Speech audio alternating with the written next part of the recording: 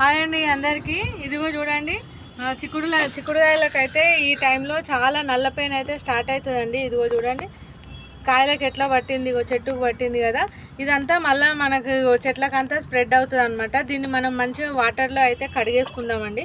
ఇట్లా వాటర్ తీసుకొని దీన్ని మంచిగా చెట్టునైతే ఇట్లా కాయలు కడిగేసుకోవాలండి. ఈ వాటర్లో అంతా ఈ పురుగంతా చేరిపోతుంది అనమాట. ఇట్లా మంచిగా ఇట్లా కడుక్కున్న తర్వాత నీమ్ ఆయిల్ స్ప్రే చేస్తే ఇంకా మళ్ళీ ఏమైనా మిగిలిపోయినా కానీ అది కూడా మంచిగా పోతుంది అనమాట పురుగు. ఈ టైంలో ఎక్కువ వస్తుందండి చిక్కుడుకాయలకు. ఇదిగో చూడండి, మనం వాటర్లో కడగడం వల్ల ఎట్లా అయిపోయింది, ఇగో మొత్తం పోయింది, ఫ్రెష్గా అయినాయి చూడండి.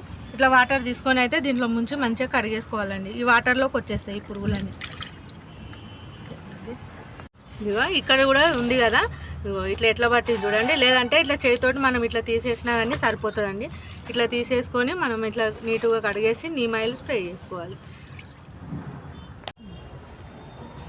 ఇదిగో ఇక్కడ చూడండి, దీనికి కూడా పూలకి ఎట్లా పట్టింది చూడండి, మంచిగా పూతకి. దీన్ని కూడా వాటర్లో ముంచేస్తుందండి. ఇట్లా కడిగేసుకుంటే మంచిగా పోతుంది. ఇదంతా వాటర్లోకి ఎట్లా వచ్చింది చూడండి. ఇది మంచి టిప్ అండి, మంచిగా పనిచేస్తుంది అన్నమాట.